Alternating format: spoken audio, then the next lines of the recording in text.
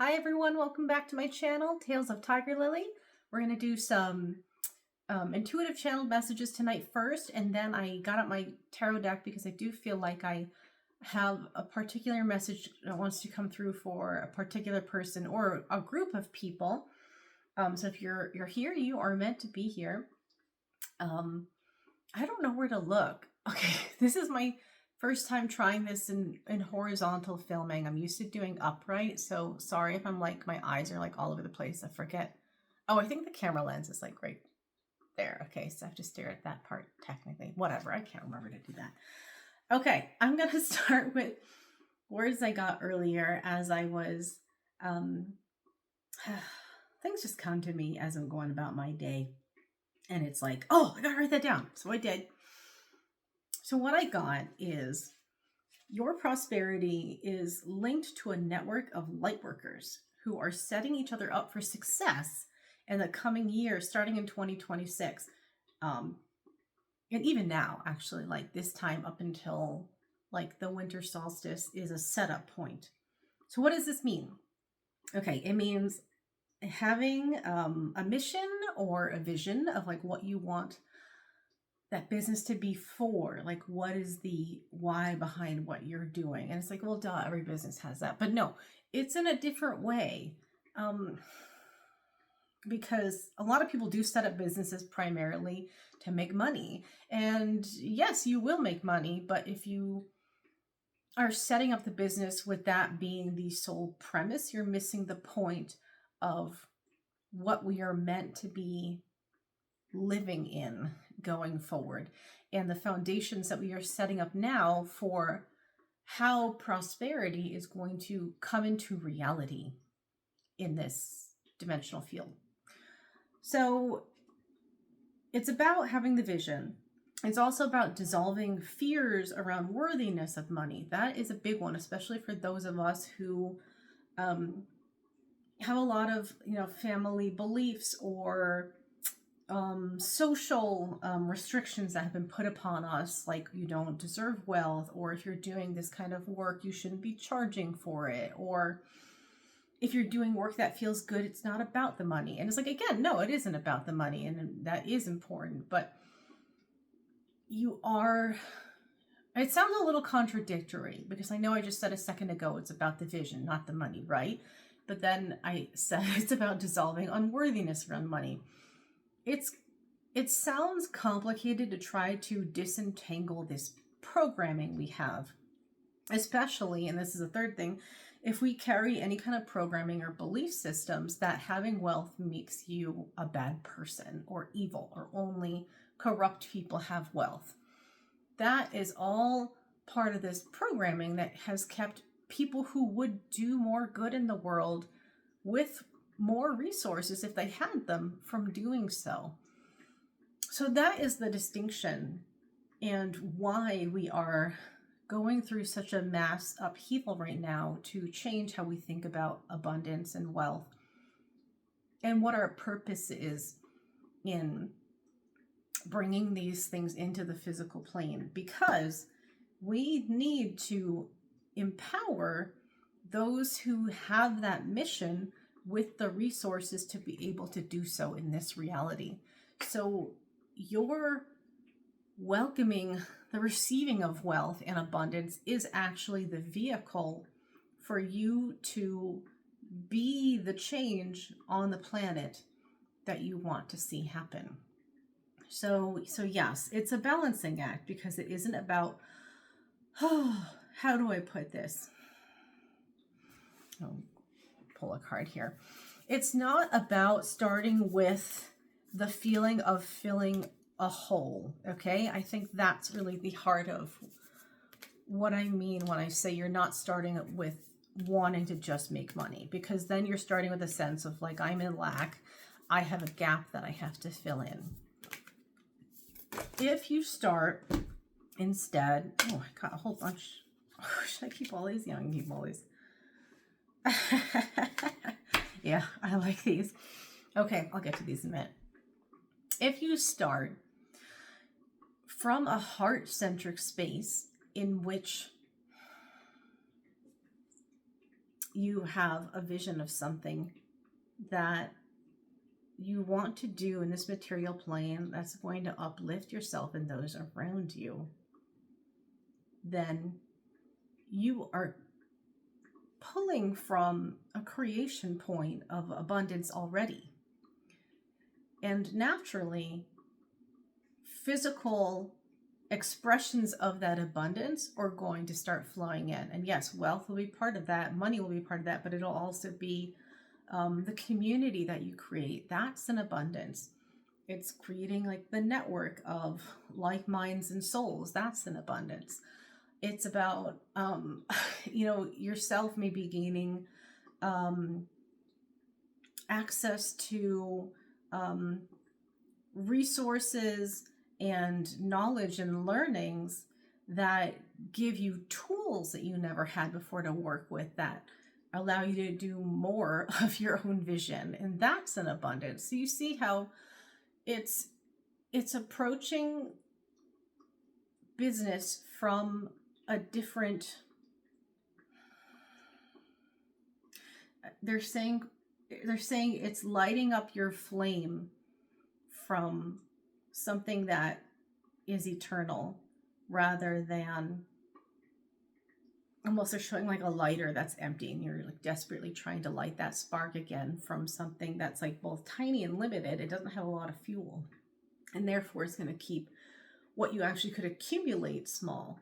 So keep that in mind when you're thinking about, coming from a business mind with a place of fear or lack or, panic, or like, I have to make X number of dollars, or I'm not going to be able to pay my rent.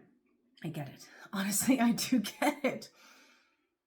Money fears are very rampant for many of us right now. And they're totally legit. So I'm not trying to dismiss that in any way. But I can guarantee you from personal experience that when I gave myself grace and relaxed myself out of the thinking of, doing things or impulse panic, trying to take actions towards creating business prosperity in my own life, like out of fear, it didn't work. It actually really limited my thinking. And this is also very like psychological, like you don't notice opportunity around you and you don't appreciate what you have when you're in that lack thinking. So it's all going to roll together. It's going to make more sense. It's going to be about coming from your mission. That is going to fuel your heart. It's going to fuel what you want to do. And it's also going to make it easier for you to observe in the environment, like what is potential for you? What steps you could be taking that would feel natural, rather than feeling panicked or forced, or like you're filling that hole or that gap. They're going to feel naturally more radiant. They're going to feel warm. They're going to feel like so easy, graceful, and even fun. So even when you're working hard at something, you almost feel like you're on a high after you're done with that task, because it's so uplifting to be in that space of creation. So it's going to be a very different feeling too from the kind of work you might have done in the past that has felt like full of anxiety, or you are trying to play to someone else's standard. There's a lot of the dissolution happening right now of these social and economic and political structures that have imprisoned us in mindsets in which we are beholden to a hierarchical power over us. Okay, that is going away. Okay, I think it's a good time to get into some of these cards I pulled then. So here is one that relates to that perfectly. This is a time when we are tapping into our own primal power. And this is like what I was saying earlier about going back to that spark, like what's lighting you up. And it's not a coincidence, honestly, that her legs are open and there's all this red, like sacred energy right around her base here, around the root chakra and the sacral chakras. It's like when you realize how incredibly powerful you are, you don't have any need or any fear over proving yourself to some hierarchical structure above you. It is literally, there literally is nothing like above you. It's coming from within, right from the base of you and flowing up and out. So that creation point is never going to come outside of you, and you're never going to hold it to a standard outside of you. So it's very important that you lean into this right now. And if you feel like you have a lot of, this can also be a lot of like, I'm getting a lot of like nervous energy for some of you. Like you almost have like a stop, go. Like you have like within you this well of fire coming out. Like you maybe don't quite know what to do with it yet or how to apply it. But it's like the fire's beginning to burn desire within you and ignite you. And so this is all totally normal. This is like what's supposed to be happening right now, because this is part of how you're going to position yourself and move towards more heart-centric ways of living and doing business and supporting yourself. But it can feel for a little bit like you're almost like like a fire out of control, like aimlessly burning. And if there's discomfort in that, I would invite you to find ways to sit with that fire. Maybe you get out like a sketch pad and you start doodling, or you get on the treadmill. Physical activity would definitely be recommended right now, in particular for channeling that excess heat out of your body, because it's then retraining your body and retraining the nervous system to become comfortable with that heat moving through you. So it's almost like this new furnace valve was turned on, and rather than like trying to suppress it or keep it blocked, you're retraining your entire core self, your energetic self and your physical self, to accept that new flow that is coming through you.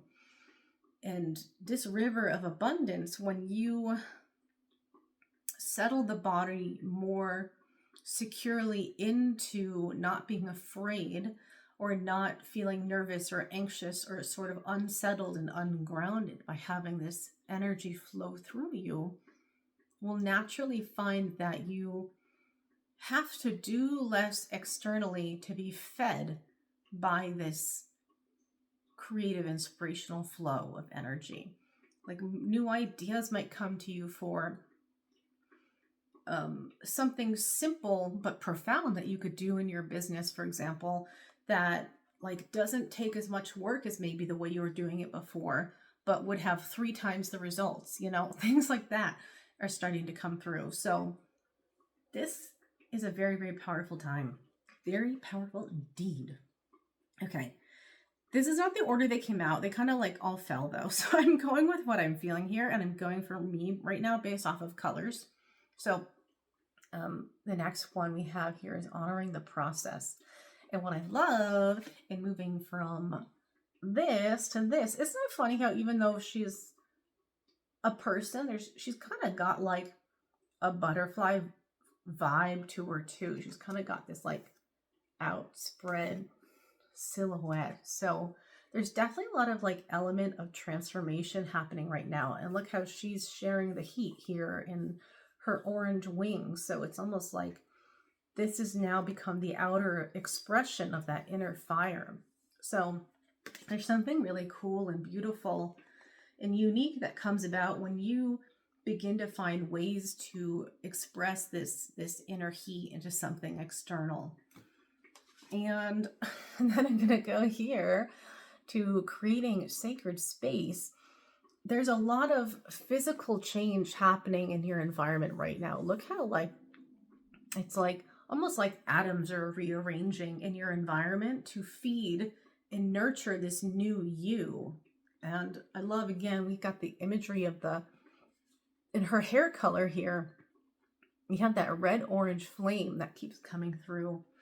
So she's literally reshaping reality with this new self she's bringing to the table. So, and you probably heard this a million times, but it's so true, is don't wait for the environment to change to feel like you can change, because it's really the other way around. When you begin to shift, it always starts internally, and the physical reality follows that internal shift. So, but it doesn't have to be, it's not going to necessarily like take months and years, or you don't have to follow like 20 proven business steps written by some dude who like sold 3 books or whatever, like you're going to find your own way forward, and you might find what someone else, even lovingly or well-meaning, has told you will take 3 to 5 years. You find a way to set up in the next 6 months. So it's going to be rapid. And again, like that fire, that flame, like wildfire comes through to me. Like I just see like, this is a funny image, but if you ever see National Treasure, in the last scene when they're down in like the big treasure room and they take a torch and like light one of the, I don't know what you would call that. It's like these like channels maybe of like oil that are set into the ground to kind of like light the whole space. So like they light one spot and like the whole thing just like, it's like these like snakes of fire just like fills the entire room, and suddenly there's like radiance everywhere. It's like that. It's like, that took a long time to explain that metaphor, sorry. But it's gonna be like really like whoosh, like, oh yeah. And they're saying there's significance in little actions creating that rapid, huge momentum. So in particular, it's like it's doing the work now. So it's like whatever little things you do right now to set yourself up for the future, like don't discount it. If you need a home office space, for example, and you don't have one set up, you clearing off a space to be your desk is a huge action to take right now. If you need to like move your router from one end of the house to the other to get like a better signal set up, like that's huge. It's like, don't discount these little actions you can take now, because I feel like when we're not quite sure where we're going, or we don't have that motivation yet, or we don't know where we want to apply things or how, it's easy to get stuck and not even taking little actions towards a goal, because you're kind of like, well, I don't know, what's the point? Or I shouldn't focus on that. I should be focusing on like the big things that are going to be moving and shaking. It's like, these are the big things. Do the little actions and just step back and relax and watch how they explode open your entire world. And look, like what we got here is the 4th card, improvise. Isn't this like a great progression? Like I love all this like visual imagery. I love this deck. But again, it's like, I heard someone say the other day, I wish I could remember the reader because I like to credit people. If I do, I'll put or when I do, I'll put a comment in this video. But they're saying, take messy action.